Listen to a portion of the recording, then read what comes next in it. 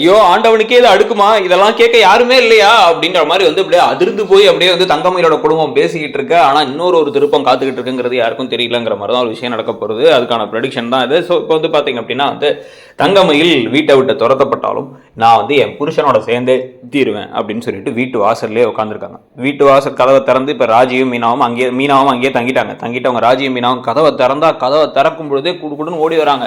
நான் அந்த வீட்டுக்குள்ள என்ன சேர்த்துக்கலன்னா அவ்வளவுதான், நான் போவே மாட்டேன் அத்தை அத்தை அப்படின்னு கத்த.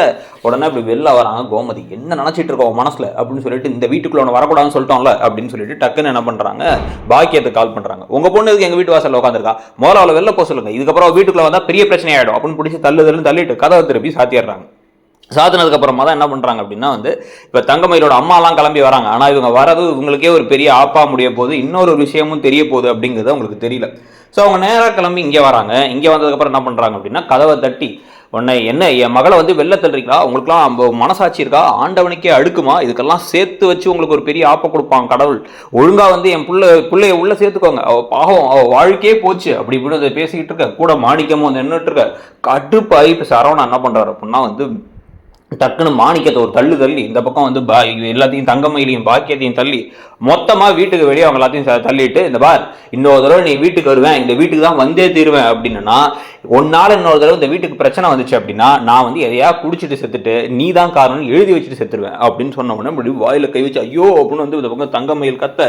உடனே இந்த பக்கம் என்னடா நினைச்சிட்டு இருக்க, நீ இருக்கிற லூசு மாதிரி பேசிட்டு இருக்க, நீ வாழ வேண்டிய வேண்டாம், நீ ஏன்டா சாவணும் அப்படின்னு இந்த பக்கம் பாண்டியன் கேட்கும்பொழுது, என்னால இவ கூட வாழ முடியாது, இவ கூட வாழ்றதை பத்தி நினைக்க கூட முடியாதுப்பா, எனக்காக ஒன்று பண்ணணும்னு நினைச்சீங்கன்னா எனக்கு தயவு செஞ்சு விவாகரத்து வாங்கி கொடுத்துருங்கப்பா அப்படின்னு பேச. இப்பதான் இன்னொரு ட்விஸ்ட் காத்துக்கிட்டு இருக்கு.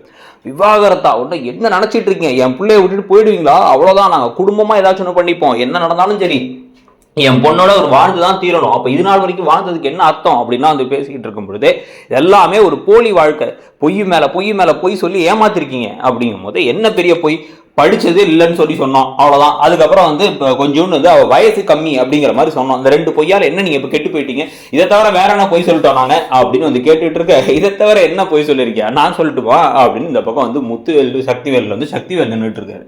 சக்திவேல் நின்னோடனே எல்லாரும் ஷாக் ஆகி அவரை திரும்பி பார்க்க, இது எங்க குடும்ப விஷயம், நீங்க தலையிட தேவையில்லை அப்படின்னு இந்த பக்கம் செந்தில் பேச, டே சும்மாறா ஏதோ பொய் சொல்றாங்க பொய் சொன்னாங்கலாம் கேட்டுட்டு இருக்கீங்களே, ஏதோ என்கிட்ட உங்க அப்பன் சொன்னான் அன்னைக்கு, அப்படியே பெரிய குடும்பம், அப்படியே ஏகப்பட்ட சொந்தம் இருக்க குடும்பம், அந்த குடும்பத்தோட நான் என் பையனுக்கு ஒரு பொண்ணு பார்த்துட்டேன், யார் மாதிரியும் கிடையாது, எப்படி சூப்பரான பொண்ணு பார்த்துட்டேன், படிச்ச பொண்ணா, அப்படியே ரொம்ப நல்ல பிள்ளையா அப்படின்னால அந்த குடும்பத்தை பத்தி அந்த ஏரியாவில் என்ன பேர் தெரியுமா, அந்த குடும்பத்தை பத்தி பேரை கேட்டாலே நீங்கெல்லாம் ஷாக் ஆயிடுவீங்க, அப்படி ஒரு குடும்பம். ஏன்னா பக்கத்துல இருக்க ஒவ்வொருத்தங்க வீட்டுக்குள்ளேயும் சண்டை போட்டு வச்சு இருக்கிற எல்லார் வீட்லையும் கடன் வாங்கி சொந்தக்காரங்க அத்தனை பேர்ட்டையும் கடன் வாங்கி சொந்தக்காரங்கள்ட்ட காசை திருப்பி கொடுக்காதனால அவங்க யாரும் மதிக்காம அவங்க எல்லாருமே இவங்களோட பேசுறதும் கிடையாது, அன்றதும் கிடையாது, எதுவுமே இல்லாத இவனே ஒரு அனாதை பேரா தானே வந்திருக்கான்னு தானே திருப்பி சொல்லிட்டு இருந்தான். எங்க குடும்பத்திலேருந்து ஒரு பிள்ளையை தூக்கிட்டு போய் கட்டிட்டு இவ்வளவு கொடுமைப்படுத்திக்கிட்டு இருக்கான் அப்படின்னு சொன்னால இந்த பரதேசி பாண்டியனை பத்தி அப்படிங்கும்போது கடுப்பாயிட்டாங்களா, ஏய் அப்படிங்க உடனே அதே மாதிரி ஒரு குடும்பம் தான் இவனும் கூப்பிட்டு வந்திருக்கான். இவனுக்கு யார் சொந்தமும் கிடையாது மந்தமும் கிடையாது. இப்போ இவ்வளோ பெரிய பிரச்சனை நடந்ததுக்கு மற்றவங்க வீட்டில் என்ன பண்ணியிருப்பாங்க, எல்லார் வீட்டிலும் சொந்தம் பஞ்சாயத்து பண்ண பார்த்துருப்பாங்கல்ல, இவங்களுக்கு ஏன் இந்த 3 பேர் மட்டும் வராங்கன்னு பார்த்தீங்களா, ஏன்னா இவங்களுக்கு சொந்தமே கிடையாது, அதான் உண்மை அப்படின்னு எல்லாரும் ஷாக் ஆகி பார்க்குறாங்க. என்ன சொல்றீங்க அப்படின்னா யாருமே கிடையாது, ஏதோ உங்கள்கிட்ட சொந்தக்காரங்களா இருக்காங்க, நாங்கள் ஒரு பெரிய குடும்பம் நானுங்கல்ல, அதுவும் பெரிய பொய் அப்படின்னு எல்லாரும் இப்போ அதிர்ச்சி ஆகிட்டாங்க. அதிர்ச்சி ஆகிட்டு திரும்பி பார்த்து பாண்டியன் அப்படியே இதெல்லாம் உண்மையா, நீங்கள் எல்லா சொந்தக்காரங்க கூட சண்டை போட்டு வச்சிருக்கீங்களா அப்படின்னு கேட்கும் பொழுது அவங்க சம்மந்தி இல்லை சம்மந்தி இதை விடுக சம்மந்தி அதெல்லாம் அவங்க புரிஞ்சிக்காம நடந்தது அப்படின்னா சி தூ அப்படின்னு பேசும்பொழுது தான் டக்குன்னு செந்தில் உடனே என்ன பண்ணு, உங்கள் மாமனார்கிட்ட பேசிட்டு ஒரு லாயர் ஒருத்தருக்கு மட்டும் ஏற்பாடு பண்ண சொல்லி உடனடியாக என்ன நடந்தாலும் சரி நம்ம டைவர்ஸுக்கு அப்ளை பண்ணுறோம் அப்படின்னு பேச உடனே என்ன பேசுறீங்க தம்பி அப்படின்னு எல்லாம் மாற்றி பேச உடனே இப்போ லாயரை கால் பண்ணலாம் அப்படின்னு செந்தில் போயிட்டு நான் பேசிடுறேன்ப்பா அப்படின்னு உள்ளார போய் செந்திலும் போய் பொறுப்பாக போய் பேச ஆரம்பிக்கும் பொழுதே இவங்க என்ன பண்ணுறதுன்னு யோசிச்சுட்டு இருக்கவங்க டக்குன்னு என்ன பண்ணுறாங்க, இந்த பாருங்க இப்போ மட்டும் நீங்கள் ஒழுங்காக என் பிள்ளைய நீங்கள் கட்டிக்கிறதுக்கு ஒத்துக்கல அப்படின்னா, இல்லை திருப்பி வீட்டில் சேர்த்துக்கிறதுக்கு ஒத்துக்கல அப்படின்னா உங்கள் எல்லார் மேலேயும் நான் போய் போலீஸ் புகார் கொடுத்துருவேன். நீங்கள் எல்லாரும் சேர்ந்து என் பிள்ளையை கொடுமைப்படுத்துனீங்க, டொமஸ்டிக் வயலன்ஸு, அதுக்கப்புறம் குடும்ப வன்முறை மட்டும் இல்லாமல் வரதட்சணை கொடுமைன்னு ஏதாச்சும் நான் சொல்லிட்டேன். நான் என்ன செய்வேனே தெரியாது, என் பிள்ளைய நீங்கள் ஒழுங்காக வீட்டில் வச்சுட்டே தீரணும் அப்படின்னு பேசிட்டு இந்த பாருங்க, இல்லைன்னா அவ்வளோதான், ஒருத்தங்க இருக்க முடியாது, ஓடி வந்தவர்கள்லாம் இங்கே இருக்காளுங்க, முறைப்படி வாசலில் வந்த என் பொண்ணு இருக்கக்கூடாதா அப்படின்னு பேசினேன், போது நிறுத்துங்க அப்படின்ட்டாங்க மீனா. நானும் பொறுத்து பார்க்குறேன். ஒவ்வொரு தடவையும் பொய் மேலே பொய் சொல்லிட்டு பொய்யே சொல்லலை, இது ஏதோ சின்ன பொய்ங்கிறீங்க. நானும் ஒவ்வொரு தடவையும் சரி ஓகே பாவம் நீங்கள் அது உங்களுக்காக கூட இல்லை, தங்கமயிலுக்காக பாவம்னு பார்த்துக்கிட்டு தான் திருப்பி எங்களையே வேற டார்கெட் பண்ணி இவங்க இருக்காங்க, நான் ஏன் பொண்ணையும் இருக்கக்கூடாதுன்னு பேசுறீங்க. நீங்க வெறுமனே அந்த 2 பொய் மட்டும் தான் சொன்னீங்களா, இல்ல இந்த சொந்தக்காரங்க போய் சேர்த்து 3 பொய் மட்டும் தான் சொன்னீங்களா, நகை விஷயத்த பொய்யே சொல்லலையா அப்படின்னு வந்து மீனா கேட்க எல்லாரும் மீனாவை டான் திரும்பி பார்க்குறாங்க. இவங்க போட்ட அந்த நகையில 80 பவுன் நகையெல்லாம் இல்லை அதுல 72 பவுன் வந்து கவரிங் நகை, 8 பவுன் மட்டும்தான், அதுவும் வந்து மாமாவுக்கு போட்டதுல அப்புறம் அவங்க கையில போட்டிருக்க ஒரு விஷயம் தவிர மற்ற அத்தனையுமே கவரிங்க.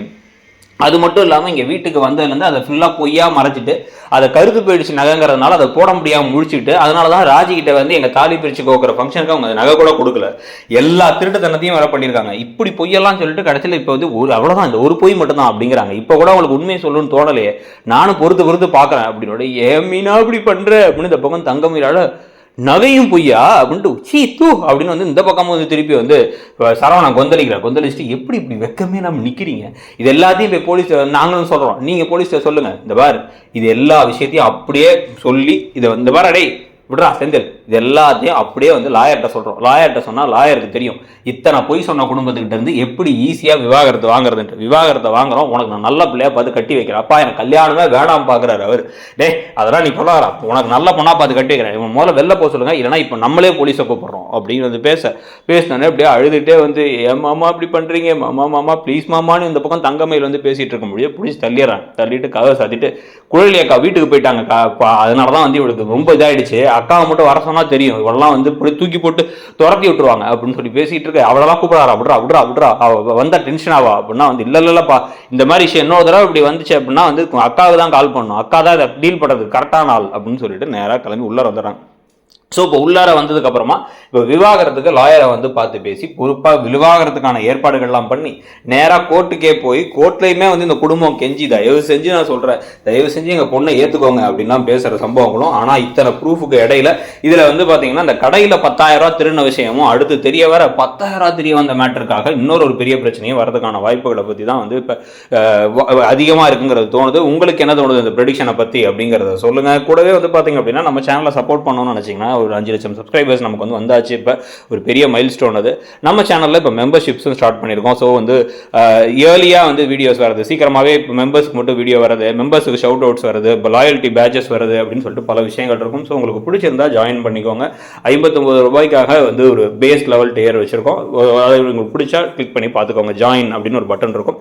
ஸோ அதே மாதிரி வந்து பார்த்தீங்க அப்படின்னா வந்து நம்ம இந்த ஒரு பாண்டியன் ஷோஸ் தவிர மற்ற ப்ரெடிக்ஷன்ஸும் பண்ணிகிட்டு இருக்கோம். ஆனால் இப்போ பாண்டியன் ஷோஸ் ஒரு பெரிய ஒரு திருப்பத்தில் இருக்கிறதுனால அதுக்கு பல ப்ரெடிக்ஷன்ஸ் பண்ணுறோம். இதுக்கப்புறம் வந்து ஐயனார் துறை, மகாநதி, சிறகடிக்காசை இந்த மாதிரி சீரியல்கள்லாம் பண்ணுறோம். வேறு ஏதாவது சீரியல்ஸ் பார்க்க முடிஞ்சால் அந்த சீரியலுக்கான ப்ரெடிக்ஷனும் பண்ணலாம்னு சொல்லியிருக்கோம். ஸோ டைம் கிடைக்கும் பொழுது அதுவும் ட்ரை பண்ணுறோம். ஸோ நீங்கள் என்ன நினைக்கிறீங்க அப்படிங்கிறத சொல்லிட்டு நம்ம சேனலை சப்ஸ்கிரைப் பண்ணலன்னா சப்ஸ்கிரைப் பண்ணிக்கோங்க. தேங்க்யூ.